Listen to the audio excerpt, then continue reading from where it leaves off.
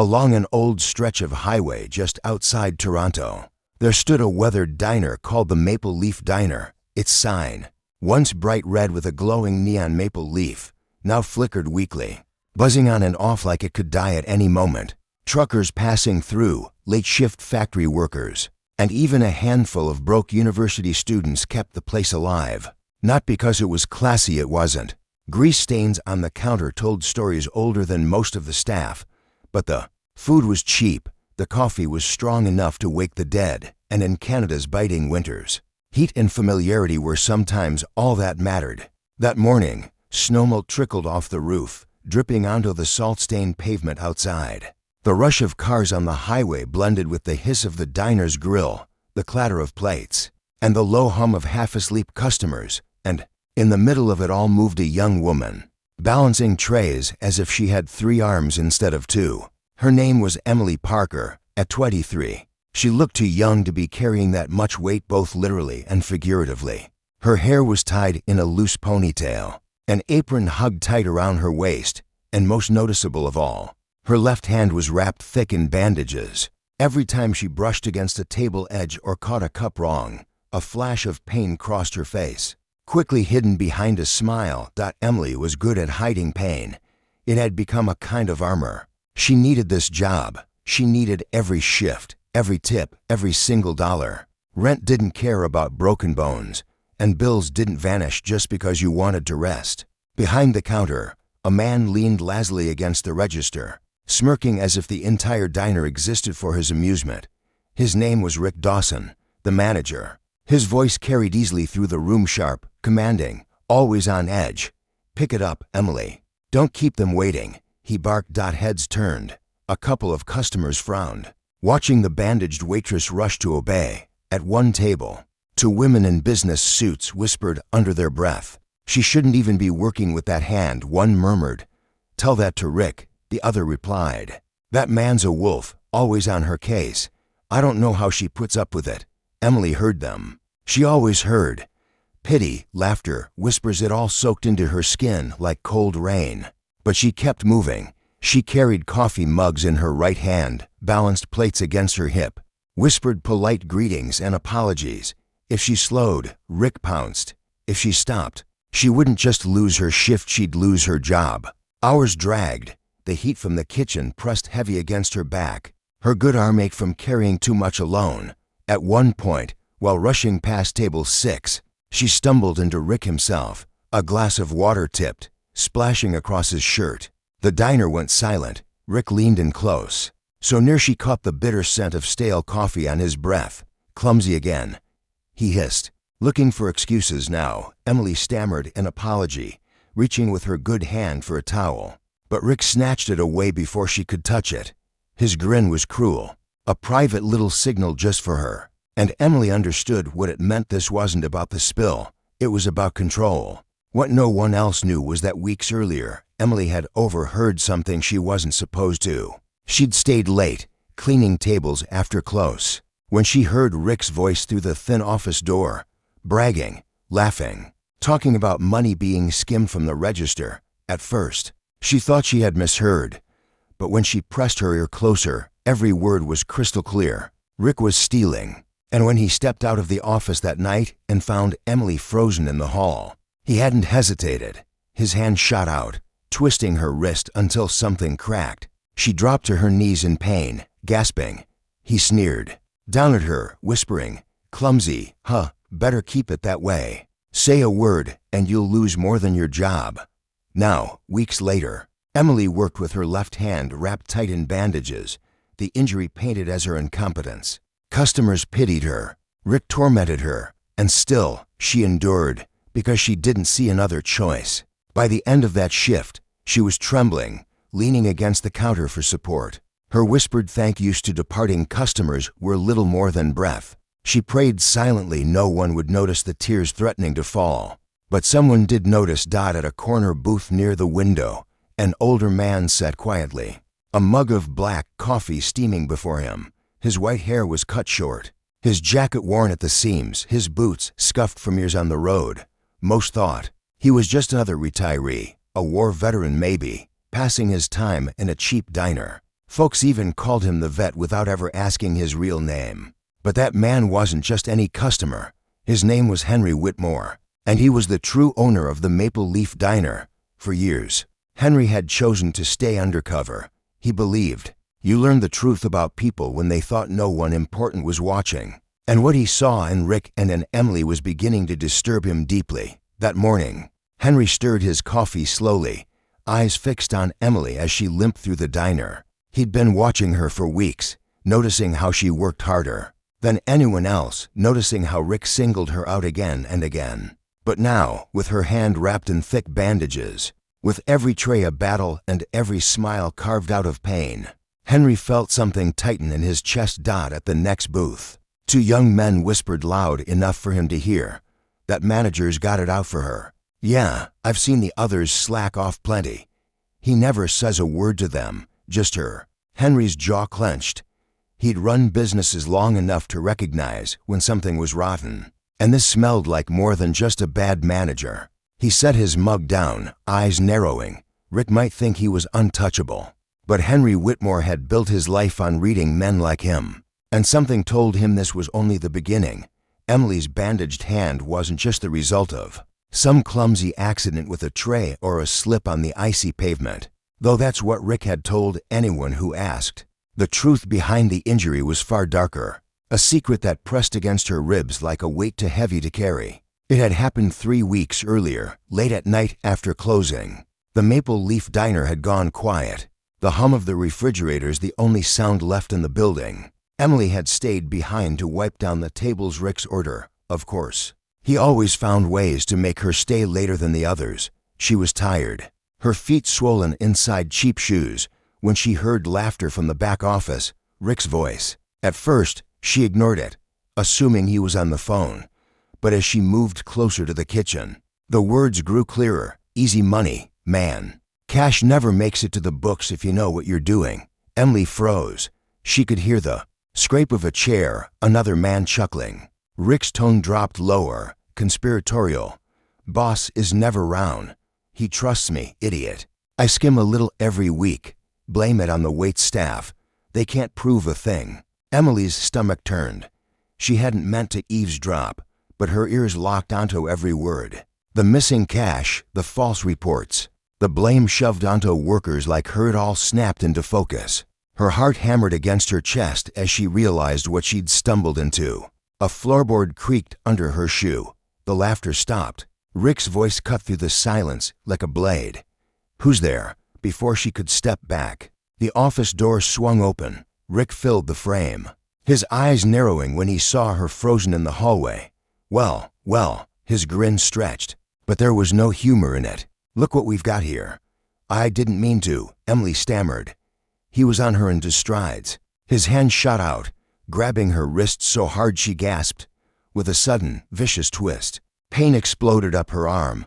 She heard the sickening crack before her brain registered it. Her scream echoed through the empty diner, cut off when Rick leaned close, his voice a low growl. Clumsy little girl, you didn't see anything, you didn't hear anything. If you breathe a word, his grip tightened, making her cry out again. You'll regret it more than you already do. He shoved her back, and Emily collapsed against the wall, cradling her mangled hand. Tears blurred her vision, but Rick's silhouette loomed sharp and menacing. He didn't look like a man afraid of consequences. He looked like someone who had done this before.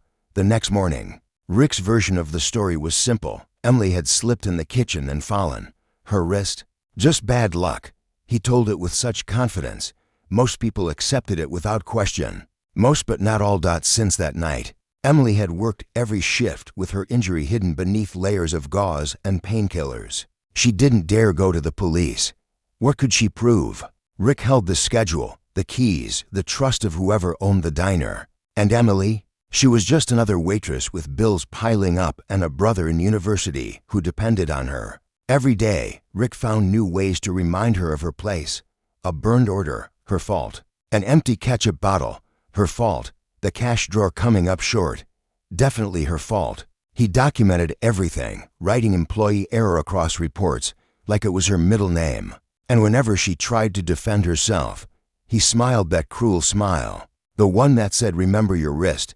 But Emily wasn't the only one paying attention. From his usual booth, Henry Whitmore watched it all unfold. He'd noticed the injury the first morning she came in with the bandage, how she winced when carrying plates, how Rick's eyes lit up whenever she faltered. It didn't sit right with him. Henry had lived too many years, fought too many battles, to miss the signs of intimidation. He started testing little things. One afternoon, he intentionally dropped a spoon on the floor just to see what would happen. Emily rushed to pick it up, her good hand trembling. Rick's voice cut across the diner instantly. "Faster, Emily. Customers don't pay to watch you crawl around." Another day, Henry lingered near the register. Pretending to count change slowly, Rick slammed a drawer shut so hard the till rattled. "Don't hover, Emily. You're not a cashier. Stick to what you're good at if there is anything." The cruelty was too sharp, too deliberate. This wasn't management. This was domination. That night, as Henry drove home in his old pickup, the city lights fading behind him, he couldn't shake the image of Emily's face, strained, exhausted, trying to smile through the ache. He'd owned enough businesses to know how fast one bad manager could rot the core. But this was different. This felt personal.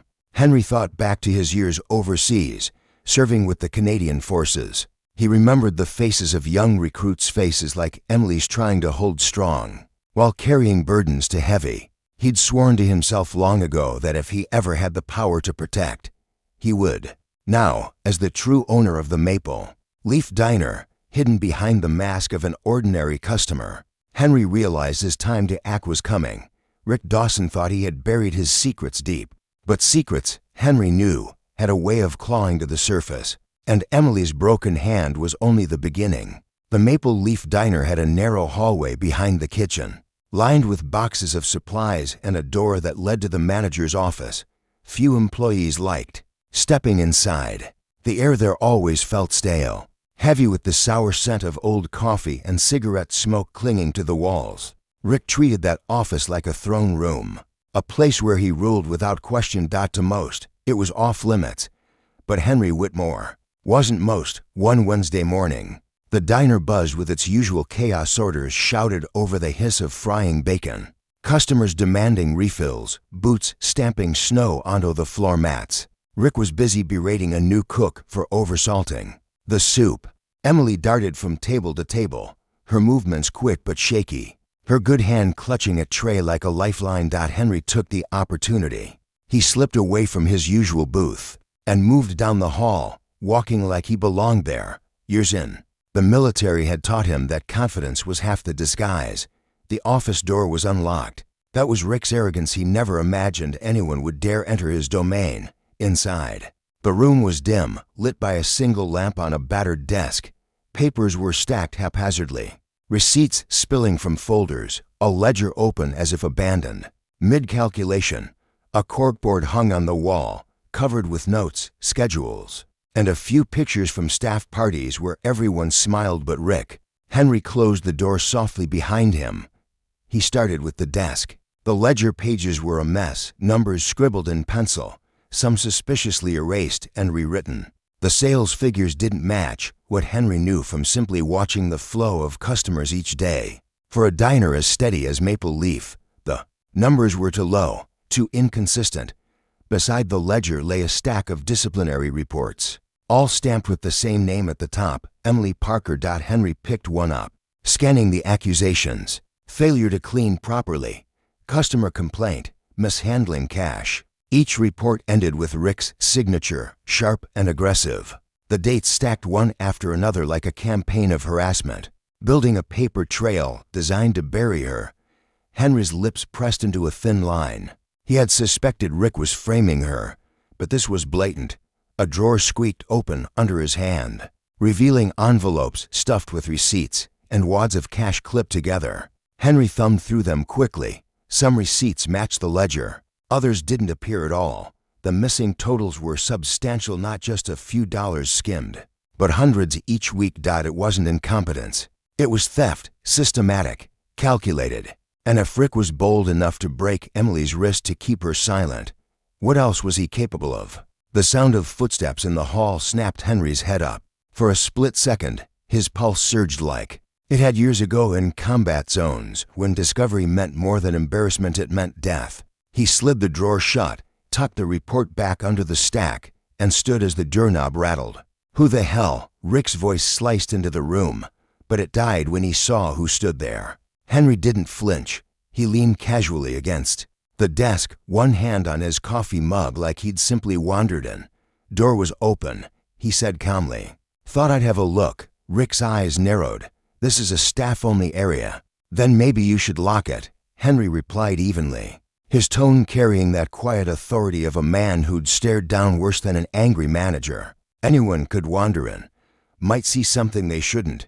For a moment, tension hung thick. Rick's face reddened, his mouth working as if searching for a retort. But Henry didn't give him one. He brushed past, leaving the office with the kind of confidence that said he owned the ground he walked on. Back in his booth, Henry sat, sipping his coffee like nothing had happened. But inside, his thoughts churned. He had enough to confirm his suspicions: theft, false reports, intimidation. Still, he needed more. Rick was slippery, the kind of man who would spin lies until they wrapped around the truth like barbed wire. Henry wasn't about to let that happen. That evening, when the rush had died and only a handful of customers lingered, Henry stayed later than usual. The snow outside muffled the sounds of traffic, and the diner grew quieter with each passing hour. Emily moved slower now, exhaustion etched into her features. Rick barked at her once more before disappearing into the office with a bottle of beer clutched in his hand. Henry waited. The laughter started again, muffled through the thin walls. Another voice joined Rick's, deep, careless, the sound of someone too drunk to watch their tongue. Henry leaned back in his booth, tilting his chair just enough to hear. "Broke her wrist, man." Snapped like a twig. "Should have seen her." Face. Rick's laugh followed, cruel and ugly. Henry's jaw tightened. "Won't be squealing to anyone now," the other man slurred. "Exactly. And when the books don't add up." Rick chuckled. "Blame the waitress. Everyone buys it. She's clumsy. She's broke. She's desperate. Nobody'll question me. By the time the real boss figures out what's happening, if he ever does, I'll be long gone with enough cash to buy myself something better than this dump." Henry's hand curled into a fist. The words burned into him, not just as a business owner but as a soldier who'd spent his life defending those who couldn't fight back. This wasn't just theft. This wasn't just bullying. This was cruelty, deliberate, unchecked, and escalating. He knew then that silence wasn't an option. Henry Whitmore had stayed in the shadows for years, letting others run the diner, watching from the corner like a ghost. But Rick Dawson had crossed a line, and the man he thought was just an old veteran sipping coffee was about to become his reckoning. The Maple Leaf Diner was never truly silent, not even after closing. There was always the hum of the fridge, the occasional creak of pipes, the faint whistle of the wind slipping through cracks in the old windows. But on a cold Friday night, when most of the staff had already gone home, that silence carried something else, the sharp edge of secrets being spoken aloud. Henry Whitmore stayed longer than usual, claiming he wanted to finish his coffee before heading out into the snow. Emily gave him a tired smile, grateful for a customer who wasn't demanding, before slipping out the door to catch her late bus. That left Rick in the back office with his latest drinking companion, a heavy-set man with a booming laugh who had been hanging around the diner too often lately. Henry leaned back in his booth, feigning drowsiness, while his ears strained toward the muffled voices drifting down the hall. The door to the office wasn't fully shut. Every burst of laughter came sharp and clear, every ugly word seeping into the empty dining room. "Told you, man." "She walked right in on me counting the cash," Rick bragged. His voice was thick with alcohol, arrogant. "Had to teach her a lesson." The other man snorted. "So you broke her wrist?" "Jesus, Rick." "Damn right I did," Rick said without hesitation. "Snapped like a damn pencil. You should have seen the look on her face. That'll keep her mouth shut." Henry's hand tightened around his mug until the ceramic groaned under his grip. He forced himself to stay still, his heartbeat thundering. In his ears, Rick wasn't done. "The best part, everyone buys it. Poor little Emily, clumsy as ever. And I've got a nice stack of reports to back it up: missing money, botched orders, customer complaints, By the time anyone puts two and two together, she'll look like the problem, not me." The other man cackled. "And the money?" Rick's tone dropped into something colder. "Safe and sound. Boss doesn't have a clue. The old man thinks I'm the loyal watchdog here. If he knew how much I've siphoned off, he'd have a heart attack." Henry almost let out a bitter laugh. The irony was Sharprick didn't know that the old man he mocked was sitting just 20 feet away, listening to every word.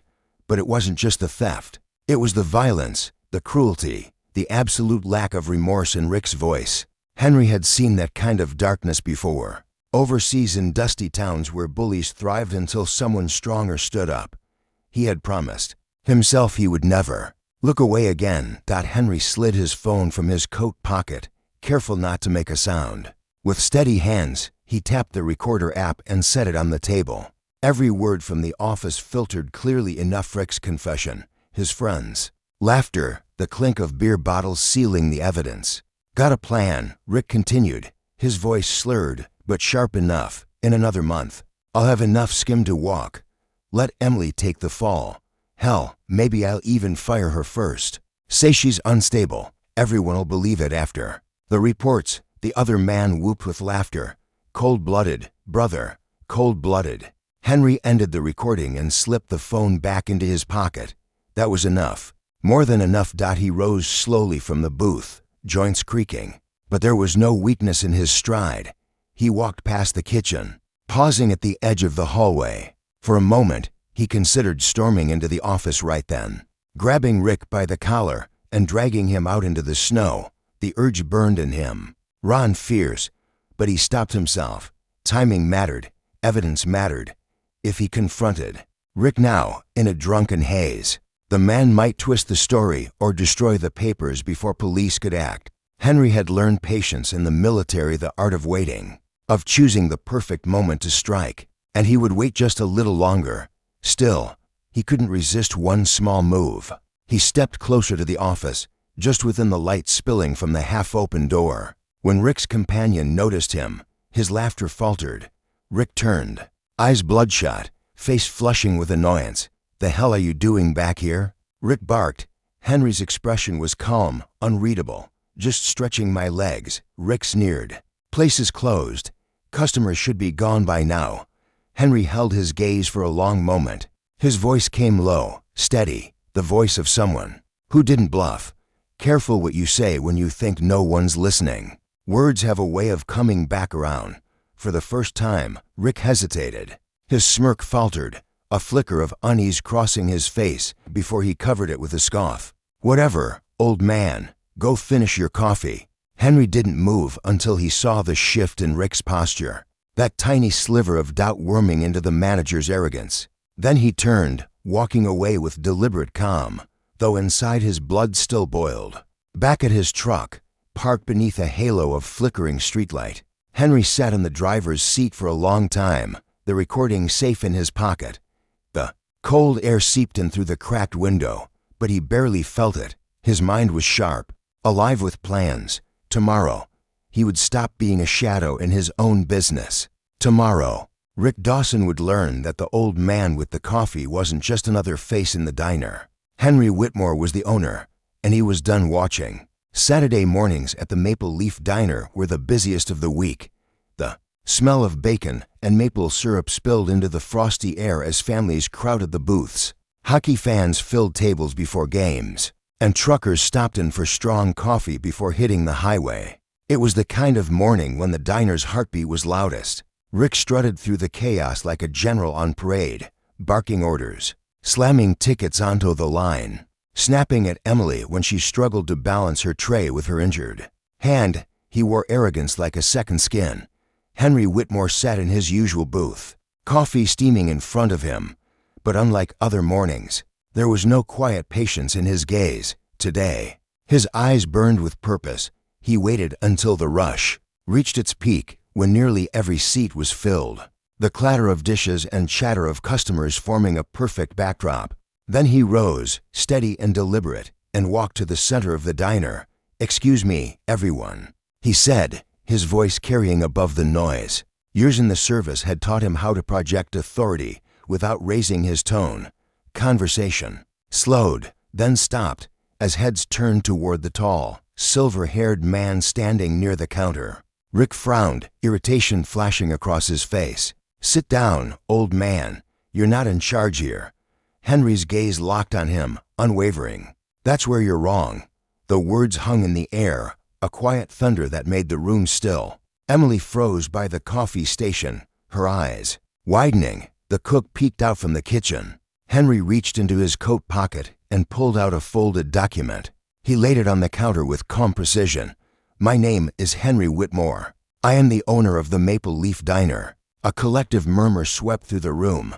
Staff exchanged shocked glances. Rick's smirk faltered, then quickly reformed into a sneer. "Owner, don't make me laugh. You're just some washed-up veteran who spends too much time drinking coffee in my diner."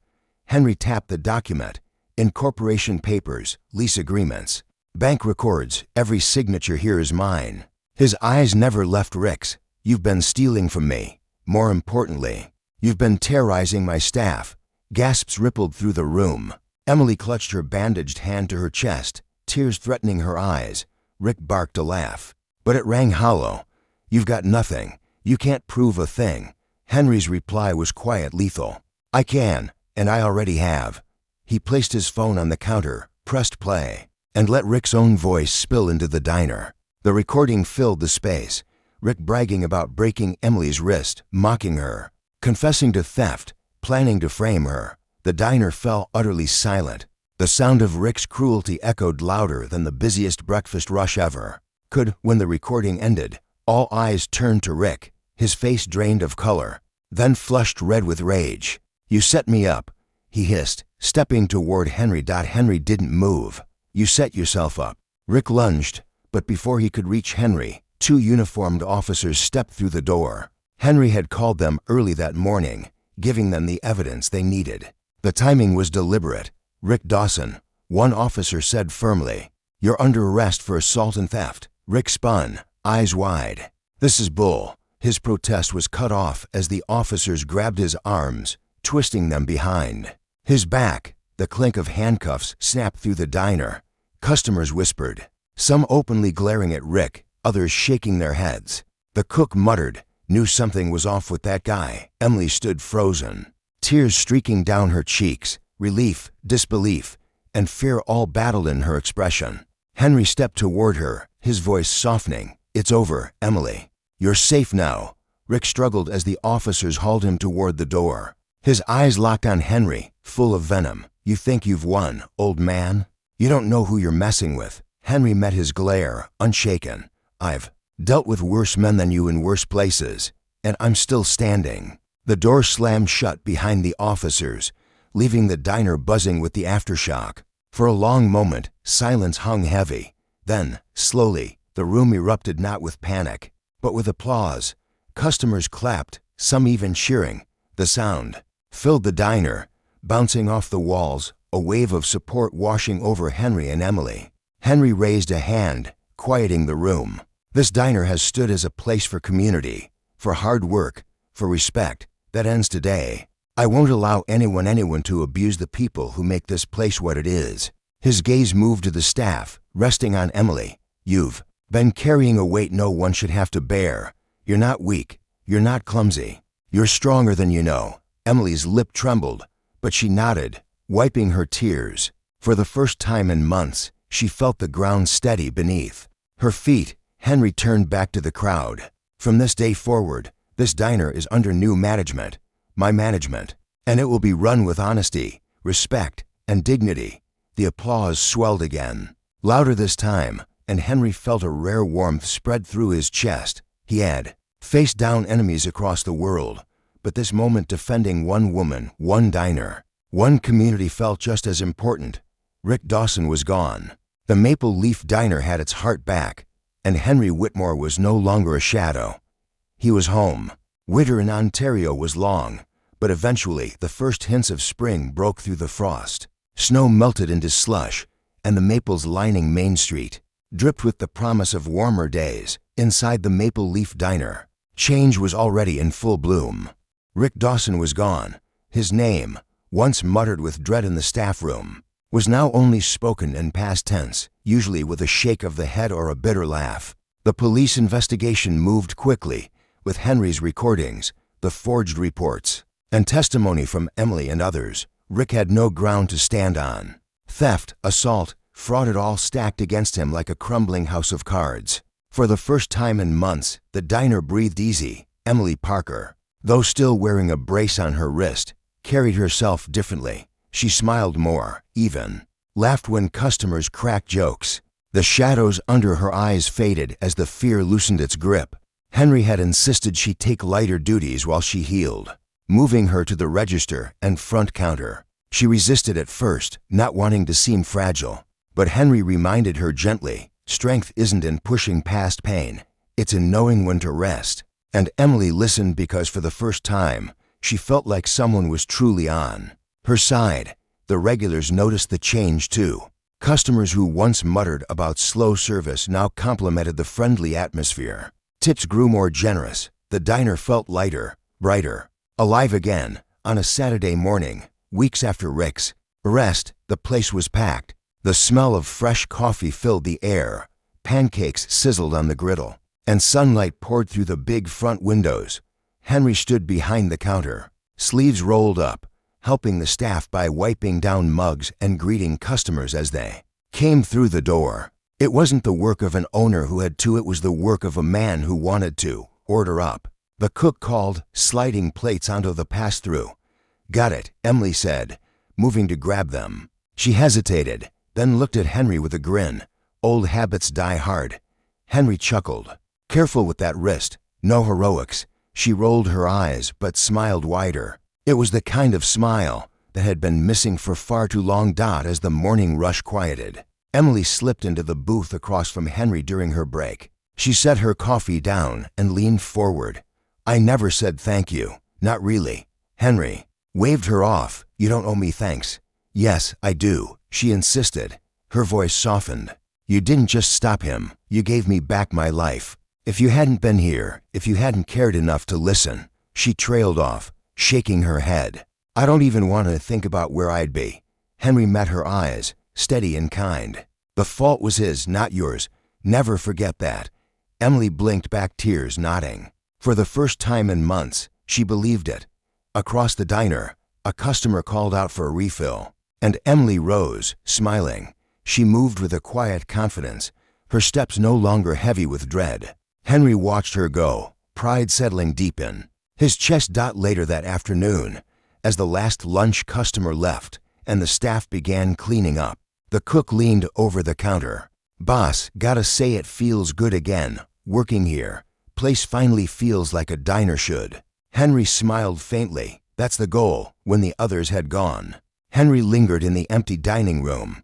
He walked slowly between the booths, running a hand across the worn wood, listening to the hum of the fridge, the distant creak of the sign outside. This place had always been more than just a business. It was a cornerstone of the community, a refuge for travelers, a gathering spot for families. For a while, it had been poisoned by greed and cruelty, but now it had a chance to heal. He stopped at his old booth, the one where he had sat quietly for so long, hidden in plain sight. He slid into the seat, setting his coffee down. For years, he had been content to watch from the sidelines, a ghost in his own story, but no longer. Henry Whitmore wasn't just the silent owner anymore. He was present, involved, part of the heartbeat of the Maple Leaf Diner. As the evening sun dipped low, painting the windows gold, Emily approached with a small notepad. "I've been thinking," she said, a spark of excitement in her voice. "What if we add a community board near the entrance,